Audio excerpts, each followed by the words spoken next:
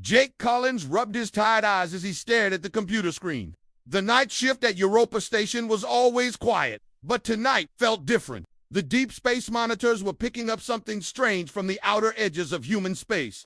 "Lisa, come look at this," Jake called to his communication officer. Lisa Adams walked over from her desk, carrying a cup of coffee that had gone cold hours ago. "What is it?" she asked, looking at the dancing lines on Jake's screen. "I'm not sure. It's been coming in for the past hour. Very weak signal, but it's not natural. Someone is trying to send a message." Lisa sat down next to Jake and put on her headphones. She listened carefully to the static and noise coming through the speakers. Her face grew serious as she worked with the computer to clean up the signal. "Jake, this isn't human. The pattern is all wrong, and there's something else, ... She paused and looked at him. "I think whoever is sending this is scared." Ryan Brooks, their tactical analyst, heard their conversation and came over. He was young, only 25, but very smart about alien technology and signals. "Let me try something," Ryan said, taking over Lisa's computer. His fingers moved quickly over the keyboard. "If this is an alien signal, we need to run it through the Universal Translation Matrix." The three of them waited as the computer worked. Europa Station was one of 12 deep space monitoring posts that watched the empty space around human territory. For the past 200 years, these stations had detected nothing more exciting than space rocks and solar storms. Humanity had been at peace for so long that most people forgot what war looked like. The old fighting days were history now. Humans had changed themselves, made themselves peaceful through science and medicine. The idea of fighting seemed as strange as flying without a ship. Admiral Kate Murphy commanded the sole defense fleet from her flagship, the EU's Harmony. Her ships were built for rescue missions and keeping peace, not for fighting. Most of the crew had never seen a real weapon. The closest thing to violence in human space was the occasional argument between trade ships. "Got something?" Ryan said suddenly. The computer had managed to clean up part of the signal. Through the static, they could hear something that made their blood run cold. It was a voice, alien, but clearly intelligent, and it was begging for help. Double quotes, "Please, ... Anyone. My people are dying. They come from the dark. They eat our worlds." The message repeated several times before cutting into static again. Jake, Lisa, and Ryan sat in silence, looking at each other. They had never heard anything like this before. "We need to report this to Earth immediately," Jake said. He opened a direct communication line to Earth Command. Within minutes, he was talking to General Mike Stevens, head of Earth's Defense Council. "You're sure this is real?" General Stevens asked through the video screen.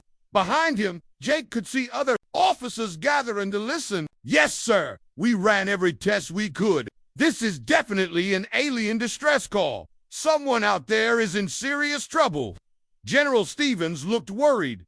"Keep monitoring the signal. Try to get more information. We'll wake up the president and the council. This is the first alien contact in human history."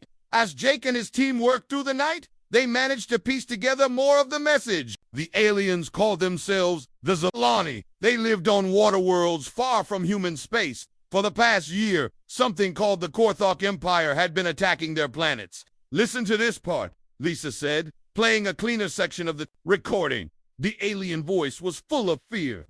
"The Korthok ships are like giant insects. They spray poison on our cities. Our people, they change into something else. They become part of the Korthok. We have 12 worlds left. Soon we will have none. If anyone can hear this, please help us. We are not fighters. We don't know how to stop them." By morning, President Helen Carter had called an emergency meeting of the Earth Council. The greatest minds of humanity gathered in the council chambers beneath Geneva. They had spent their whole lives working for peace, but now they faced something they had never prepared for. "We have to help them," said Dr. Sarah Williams, the head of Human Ethics Council. "We can't just listen to people die and do nothing." "But what can we do?" asked Council Member David Price. "We haven't fought a war in 3 centuries. Our ships are built to help people, not fight." Captain Alex Stone sat quietly in the corner. He was different from the others. Stone worked in the military archaeology department. studying the old weapons and tactics that humans used to use. Unlike most modern humans, Stone had never taken the peace treatments that made fighting feel impossible. We could send a diplomatic mission, suggested another council member. Maybe we can talk to these Korthoks, find a peaceful solution. Stone finally spoke up. From what we've heard, the Korthok don't seem interested in talking. They're destroying entire worlds. This isn't a misunderstanding we can solve with words. The debate continued for hours. Outside the council chambers, Jake Collins and his team kept listening to the alien signals. The messages were getting weaker. Fewer Zilani worlds were able to send out calls for help. We're losing them, Lisa said quietly. Each day, fewer signals come through. Ryan had been working on tracking where the signals came from. His face was pale as he showed his results to Jake. Look at this pattern. 3 days ago, we were getting signals from 15 different locations. Yesterday, only 8. Today, just 5. Jake understood what Ryan was showing him. The Korthok were winning. They were destroying the Zilani worlds one by one. Soon there would be no one left to call for help. Back in the council chambers, President Carter made the decision that would change everything. We're going to help them, she announced. I don't know how yet, but we can't let an entire species die while we watch. General Stevens, I want you to work with Captain Stone. Find out what options we have. As the council meeting ended, Stone walked slowly to the old military archives. He had a feeling that humanity was about to remember something. It had spent centuries trying to forget. The sleeping giants were about to wake up. Dr. Emma Davis had spent her whole life studying history, but she had never seen the secret rooms beneath Geneva. The elevator went down for what felt like forever, passing level after level of security doors and guards. Captain Alex Stone stood beside her, his military ID card opening doors that had been sealed for 300 years. Are you sure about this? Emma asked as they walked through another checkpoint. The guards looked nervous. Nobody came down here anymore. We need to know what humans used to be capable of, Stone replied. If we're going to help the Zilani, we need to understand our own past. The final door opened into a massive underground chamber. Row after row of computer servers stretched into the darkness. This was the War Archive, where humanity had stored everything about their violent history before deciding to become peaceful. Colonel Ben Parker was waiting for them. He was old now, maybe 70, but Emma could see the soldier he used to be. Parker had been one of the last real military officers before the peace treatments became mandatory. Welcome to the basement of human civilization, Parker said with a sad smile. Everything we used to be is stored down here. Chris Johnson, their computer expert, was already working at one of the terminals. He looked uncomfortable being so deep underground, surrounded by the ghosts of humanity's warrior past. The system is incredible, Chris said, his voice echoing in the huge room. There are records going back thousands of years. Battle plans, weapon designs, tactical manuals. It's all here. Emma sat down at another computer and started reading. What she found made her hands shake. The files showed that before the peace treatments, humans had been something terrifying to other species in the galaxy. Look at this. She called to the others. This is a report from the Centauri Wars 500 years ago. It says human soldiers could think and adapt during battle faster than any other known species. They called us impossible to predict and dangerously creative. Stone leaned over her shoulder to read. Here's another one. The Vegan Alliance wrote that humans were the only species they ever met that got better at fighting during the actual fight. Most species follow patterns, but humans would change their tactics in the middle of battle. Parker nodded grimly.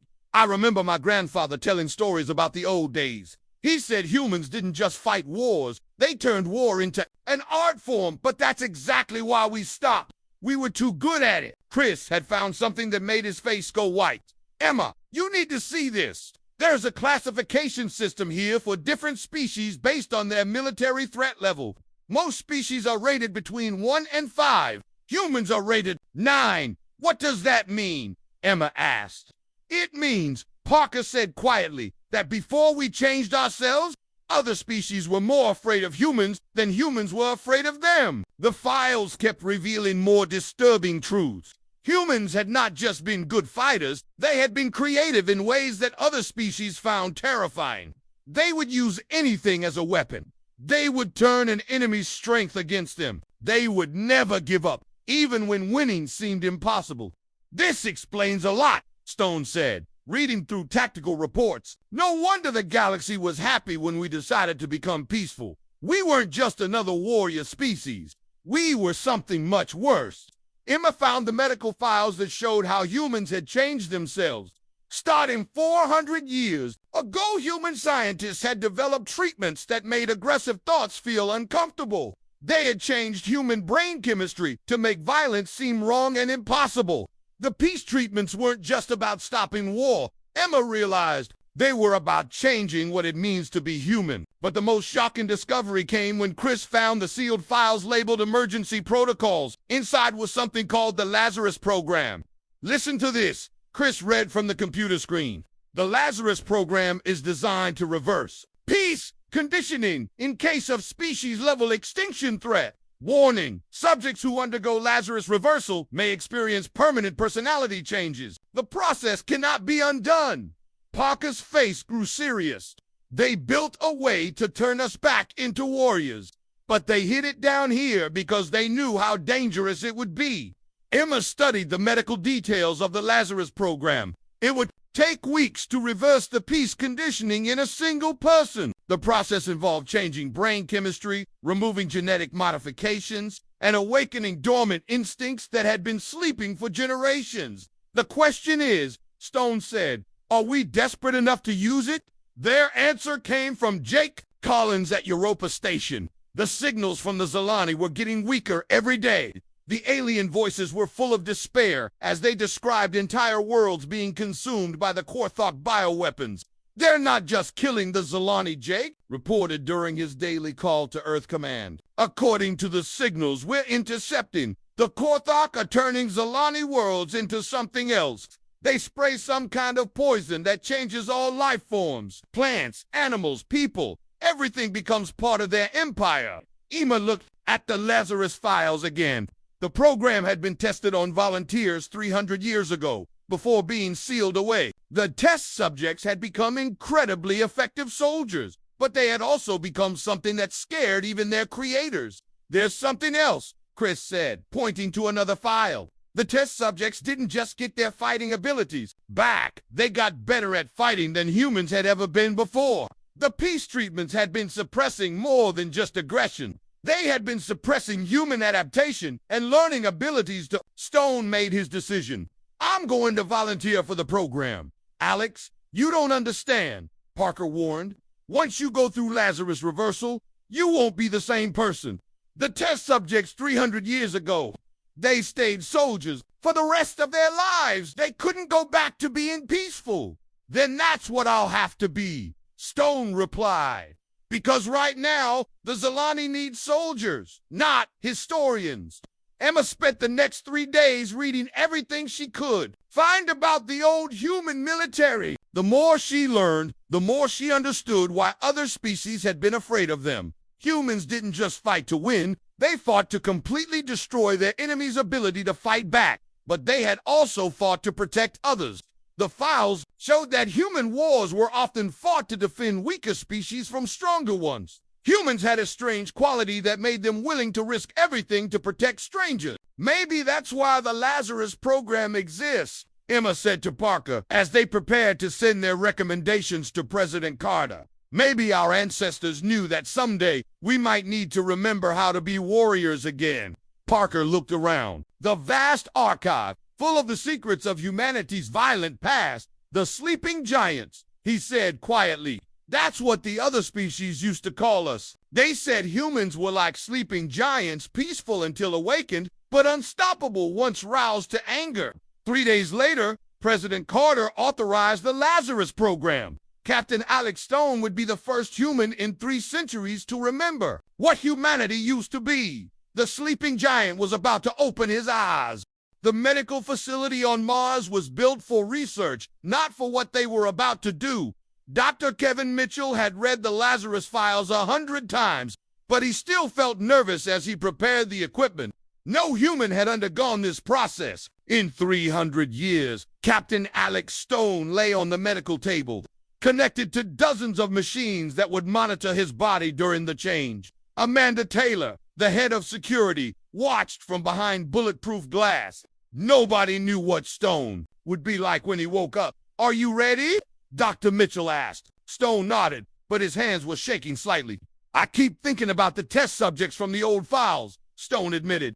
"They wrote that the process felt like waking up from a dream they didn't know they were having." The process began. Slowly. First, the machines injected chemicals to reverse the genetic changes that had been made to Stone's DNA. Then they began working on his brain, carefully removing the neural blocks that made violence feel impossible. For the first 6 hours, Stone seemed to be sleeping peacefully. But as the 7th hour began, something changed. His brain activity increased dramatically. His muscles became tense.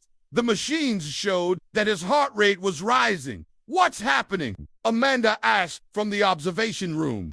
"His body is remembering," Dr. Mitchell replied, watching the readings carefully. 300 years of suppressed instincts are coming back all at once. Stone's eyes opened suddenly, but they weren't the same eyes that had closed hours before. These eyes were alert, scanning the room for threats, calculating distances and escape routes. When he sat up, his movements were different, more controlled, more purposeful. "How do you feel?" Dr. Mitchell asked cautiously. Stone was quiet for a long moment, as if he was listening to something inside his own head. "Different. Like I've been wearing a blindfold my whole life and someone just took it off." The change was remarkable. Stone's posture had shifted. He held himself like a soldier now, ready for action. When he spoke, his voice was calmer, but somehow more dangerous. "I can see solutions to problems I didn't even know existed," Stone said, looking at his hands. "The peace treatments weren't just stopping me from fighting. They were stopping me from thinking like a fighter." Dr. Mitchell ran tests on Stone for the next 3 days. The results were extraordinary. Stone's reaction time had improved by 40%. His pattern recognition abilities had tripled. Most importantly, his tactical thinking was operating at a level that impressed even the computer analysis programs. "He's not just remembering old human abilities," Dr. Mitchell reported to President Carter. "He's demonstrating capabilities that exceed what we thought humans were capable of." More volunteers came forward. Sergeant Danny Martinez and Lieutenant Samantha Foster were next. Both were military historians who had studied ancient warfare their entire careers. The process affected each of them differently, but the results were the same. They became something more than what they had been. Captain Steve Harrison commanded a research ship called the UES Discovery. When he heard about the Lazarus program, he requested that his entire crew be allowed to volunteer. "We're going to encounter the Korthok eventually," Harrison told President Carter during a video call. "When we do, I want my people to be ready." The transformation of Harrison's crew took 2 weeks. One by one, they underwent the reversal process. Engineer Paul Anderson emerged with an intuitive understanding of how to modify their ship's systems for combat. Strategist Laura Phillips began developing battle plans that even the awakened Stone admitted were brilliant. But the process wasn't without problems. Some of the awakened humans struggled with their new instincts. The return of aggressive thoughts was disturbing to people who had lived their entire lives in peace. Counselor Rachel Kim worked with them, helping them understand that aggression and violence were not the same thing. "You're not becoming monsters," Rachel told them during group sessions. "You're becoming protectors. The aggression you feel is a tool, not a master." The first test came sooner than anyone expected.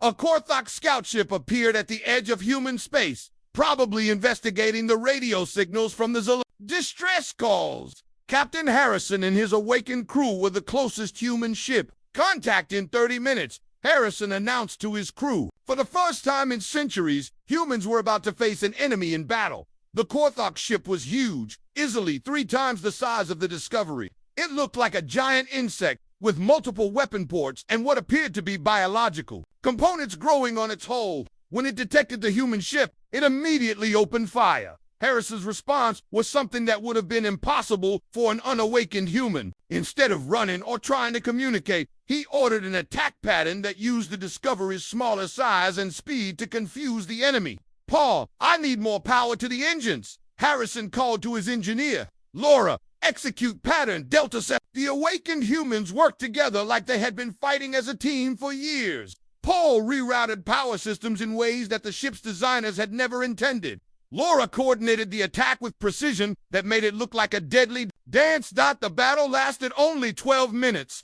The Korthok ship, designed to overwhelm enemies with superior firepower, couldn't adapt to the human tactics. Harrison's crew attacked from multiple directions, using the Discovery's research equipment as improvised weapons. When the Korthok ship finally exploded, Harrison felt something he had never experienced before: the satisfaction of defeating an enemy that threatened innocent lives. Report to Earth Command. Harrison ordered his communications officer. Tell them we've made contact with the Korthok. Tell them we won. The news spread quickly through human space. The awakened humans had not only survived their first battle, they had won decisively against a superior enemy. Other species in the galaxy began to take notice. Admiral Kate Murphy, who had been watching the battle reports, made a decision that would change everything.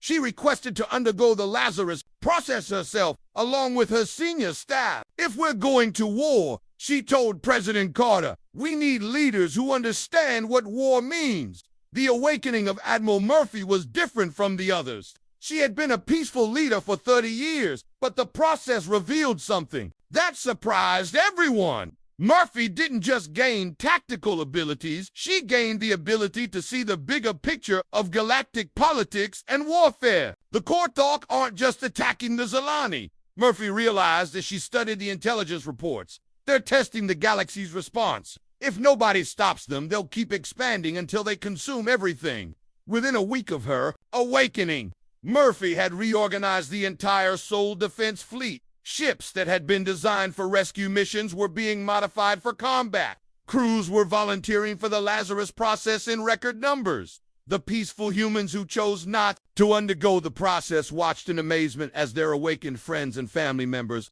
became something they barely recognized. The awakened humans were still caring and moral, but they now possessed a focused intensity that was both inspiring and frightening. We're not the same species we were a month ago, Dr. Emma Davis observed as she watched Admiral Murphy plan their first major military operation. We're something new, something that's never existed before. The sleeping giants were awake now, and they were ready for war.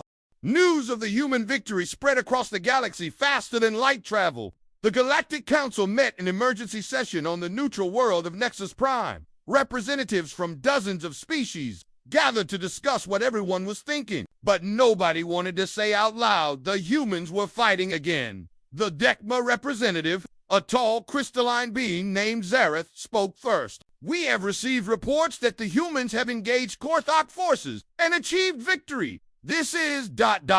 unexpected. The energy being called Vashti flickered with nervous light patterns. Our records show that humans underwent genetic modification centuries ago to become peaceful. How is this possible? Ambassador Helen Ross represented humanity at the council. She was one of the few humans who had not undergone the Lazarus process, but she understood what was happening to her species. My people discovered that their peaceful modifications could be reversed, she explained to the worried alien faces. Around the table, when we learned about the Korthok attacks on the Zolani, we felt we had no choice.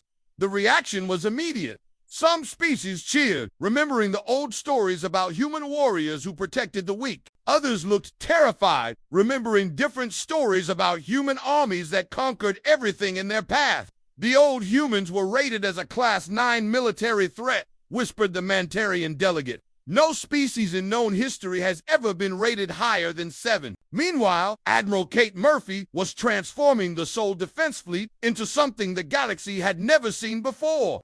The awakened humans worked with incredible speed and efficiency. Ships that had been built for peaceful exploration were becoming warships in a matter of days. Chief Engineer Tony Wilson had undergone the Lazarus process 3 days earlier. Now he was redesigning human technology with insights that amazed even himself. I can see how to make our ships faster, stronger, more efficient, Wilson told Admiral Murphy as they toured the rebuild fleet. It's like the peaceful part of my brain was blocking solutions that were always there. Major Janet Price, the fleet's new tactical commander, had developed battle strategies that used human advantages the galaxy had forgotten existed. Humans could adapt their plans during combat, coordinate without direct communication, and think in ways that confused other species. "We don't fight like other species," Price explained to Admiral Murphy. "Most aliens follow patterns, use traditional tactics. We can change our entire approach in the middle of a battle." The first major test came when the Korthok Empire sent a full battle fleet to destroy the remaining Zilani worlds. Intelligence reports showed 12 massive hive ships approaching the Zilani homeworld of Aquatica, carrying enough bioweapons to convert the entire planet. Admiral Murphy deployed the human fleet to intercept them. This would be the largest space battle in 3 centuries, and the first time awakened humans would face a major enemy force.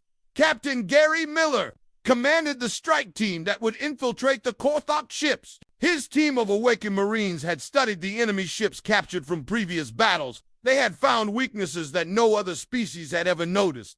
"Korthok ships are like insects," Miller explained to his team. "They're strong, but they have blind spots. Their biotechnology makes them predictable. They can't adapt the way we can." Commander Susan Lewis led the rescue operations that would save Zilani civilians from the bioconversion chambers. Her medical team had developed techniques to reverse the early stages of Korthok biological conversion. "We can save them," Lewis told Admiral Murphy. "But we have to get to them before the conversion process is complete." The battle began when the human fleet encountered the Korthok ships 3 light hours from Aquatica. The enemy immediately opened fire with their bioweapons, expecting the humans to retreat like every other species they had faced. Instead, the humans did something the Korthok couldn't understand. They split their fleet into multiple groups, each attacking from a different direction. Admiral Murphy coordinated the assault from her flagship, but she gave each group commander the freedom to adapt their tactics as needed. Got Captain Miller's strike team used stealth technology to get close to the Korthok hive ships. Once inside, they moved through the organic corridors like they had been designed for this kind of fighting.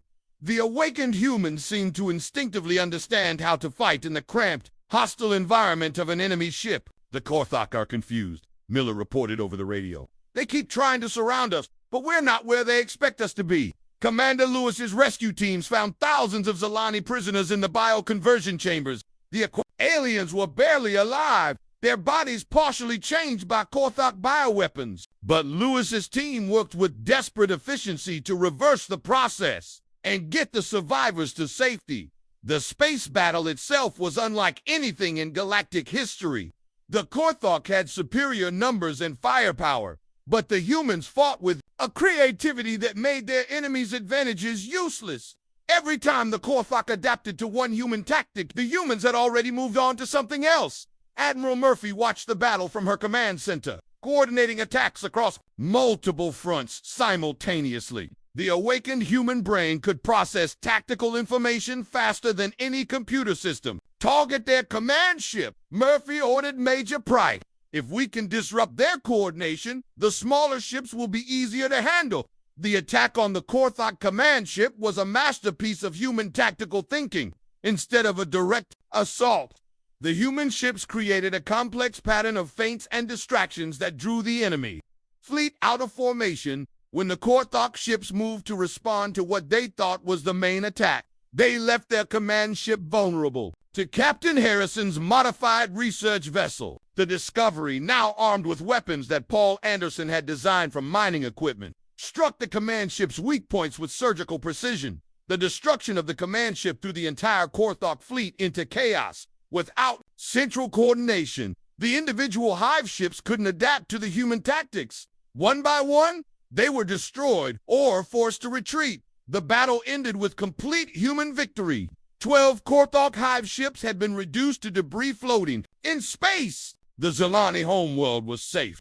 and thousands of prisoners had been rescued. But the real victory was what the battle had shown the galaxy. The awakened humans weren't just good fighters, they were something entirely new. They combined the tactical genius of their warrior ancestors with the advanced technology of their peaceful era, creating a military force unlike anything in galactic history. The Korthok Empire, which had never been defeated in battle, suddenly found itself facing an enemy that could not only match their strength, but exceed it. Other species throughout the galaxy began to choose sides, some rallying to support the humans, others considering alliance with the Korthok to prevent human dominance. As Admiral Murphy looked at the tactical reports from the battle, she realized that humanity had crossed a line they could never uncross. The sleeping giants were fully awake now, and the galaxy would never be the same. The war was just beginning. 6 months after the First Awakening, the war had changed everything. The Korthak Empire, which had terrorized the galaxy for decades, was retreating on all fronts. Their bioweapons and hive ships, which had seemed unstoppable, couldn't match the tactical genius of the awakened humans. General Alex Stone stood on the bridge of his flagship, watching the final assault on the Korthak core worlds. The man who had once been a quiet military historian was now humanity's greatest field commander. His strategies had broken the Korthak war machine piece by piece. Final report from all sectors, announced Lieutenant Samantha Foster, who had become Stone's tactical coordinator. The Korthok defense fleet is completely destroyed. Their last 3 hive worlds are requesting surrender. Admiral Kate Murphy joined the final battle from her command ship. The awakened human fleet had grown beyond anything the peaceful humans could have imagined. Ships from across human space had been converted for war, crewed by volunteers who had undergone the Lazarus process. But victory had come with costs that nobody had anticipated.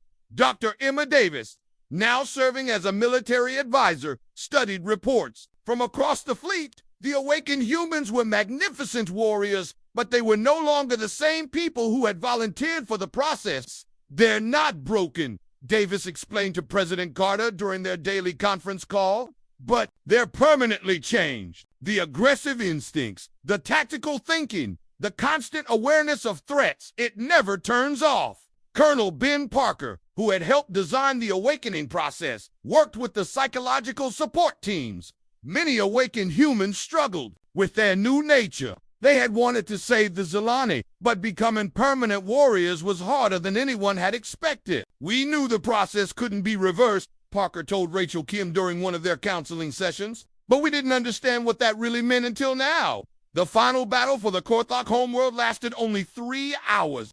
General Stone's forces had learned to use the enemy's biotechnology against them. Captain Gary Miller led boarding parties that turned Korthok ships into weapons against their own fleets. Commander Susan Lewis had perfected techniques for converting Korthok bioweapons into medical tools. Her teams could now reverse even advanced biological conversion, saving millions of prisoners from dozens of species. The Korthok are requesting a meeting, reported Major Janet Price from the Tactical Center. They want to discuss surrender terms. The surrender negotiations took place on a neutral station. The Korthok representatives were massive insectoid beings, their chitinous armor scarred from months of losing battles. They faced General Stone and Admiral Murphy with something they had never shown before. Fear. You fight like no species we have encountered. The Korthok commander buzzed through its translator. Your tactics are impossible to predict. Your warriors adapt faster than our computers can calculate responses. Stone looked at the alien that had ordered the destruction of entire worlds. The old, peaceful Alex Stone would have felt anger or hatred. The awakened Stone felt only cold calculation. You will withdraw from all conquered territories, Stone stated. You will release all prisoners and provide medical assistance to reverse biological conversion. You will submit to galactic monitoring to ensure compliance, and if we refuse, the Korthok commander asked. Admiral Murphy leaned forward. Then we will continue this war until your species no longer exists.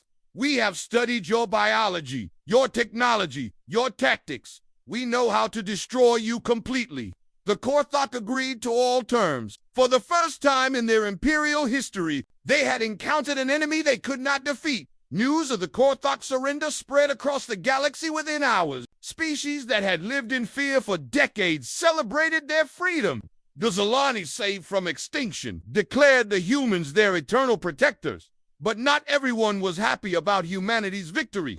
The Galactic Council met again, this time to discuss what to do about the humans themselves. They saved us from the Korthok, admitted the Dekma representative. But what happens when they decide they don't need the rest of us? Ambassador Helen Ross defended her species, but she understood the other species' concerns.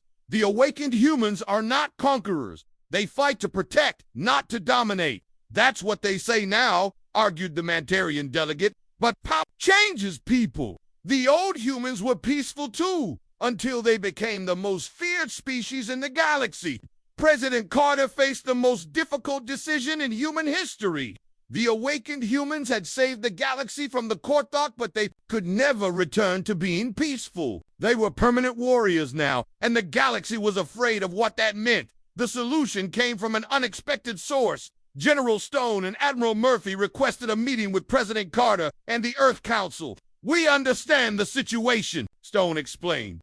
"The galaxy needs protection from threats like the Korthok, but they also need protection from us." Admiral Murphy presented their proposal. "We want to establish the Guardian Protocols. The awakened humans will serve as protectors for peaceful species throughout the galaxy, but we will be bound by strict rules and oversight." The Guardian Protocols became the foundation of the new galactic order. The awakened humans would maintain fleets to protect against external threats, but they would answer to a council made up of both human and alien representatives. Dr. Emma Davis was appointed as the first director of Guardian Operations. Her job was to ensure that the awakened humans remained protectors rather than conquerors. "We walk a dangerous line," Davis told the first class of Guardian cadets. "We have the power to rule the galaxy, but our purpose is to serve it." The awakened humans accepted their new role with the same dedication they had shown in battle. They established bases throughout the galaxy, always ready to respond to threats against peaceful species.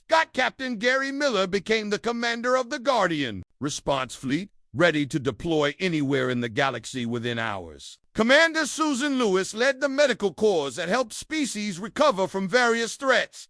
Years passed, and the galaxy slowly learned to trust the human guardians. The awakened humans proved that they could be warriors without being monsters, protectors without being rulers. Jake Collins, still monitoring deep space from Europa Station, often thought about the alien distress call that had started everything. The Zalani signal had awakened something in humanity that could never sleep again. But maybe that was for the best. The galaxy was full of threats that peaceful species couldn't handle alone. The awakened humans had found their purpose to stand guard while others lived in peace. Admiral Murphy, now in her 70s but still sharp as ever, looked out at the stars from her command ship. The sleeping giants of humanity were awake forever now, watching over a galaxy that no longer had to fear the darkness. The war was over, but the vigil had just begun. And somewhere in the vast emptiness of space, the human guardians waited for the next call for help, ready to answer with the strength of awakened giants.